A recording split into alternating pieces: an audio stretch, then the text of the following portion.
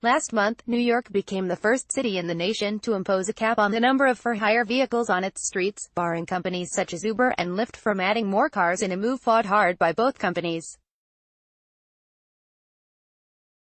In a separate measure that also drew the company's ire, the city council voted to set a $15 minimum wage for drivers.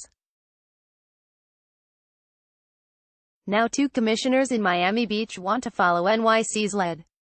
Pointing to South Florida's never-ending traffic congestion and taxi drivers struggling to compete with ride-sharing services, Commissioners Kristen Rosen-Gonzalez and Michael Gongora are proposing similar legislation. The sharing economy should not be exempted from the rules, Rosen-Gonzalez tells New Times. These companies require regulation like any other industry. Miami Beach, though, can't make that move on its own.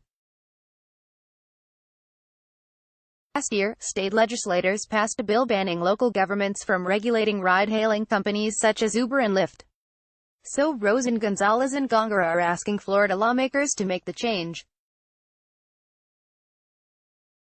The 2 resolutions, Gongora's pushes for a cap, while Rosen-Gonzalez's seeks both a cap and increased wages, will be discussed during today's Miami Beach Commission meeting.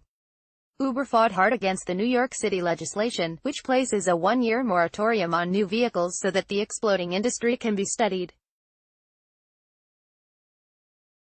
The company spent more than $1 million on lobbyists and hit riders with pop-up messages warning of higher prices and increased wait times. The company said the cap would hurt New Yorkers' ability to find rides and disproportionately affect low-income and minority passengers who are underserved by taxis, an argument backed by the NAACP and other civil rights groups. It's a racial issue, Rev. Senior Johnny M. Green Jr., a Harlem church pastor, told the New York Times.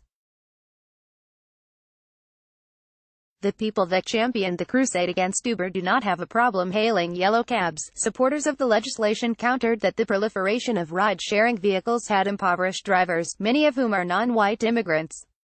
The services have also played a major role in the downfall of taxi companies and the economic struggle of cab drivers, they said.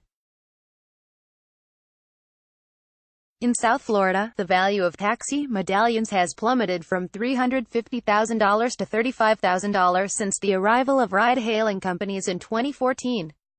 "We're watching the death of an industry," one driver told New Times. Rosen-Gonzalez says Florida's many preemption laws have allowed companies in the so-called sharing economy to skirt the rules. For a certain price, these companies circumvent home rule and buy themselves legislators who create the laws in Tallahassee that make no sense, she says. It has to stop.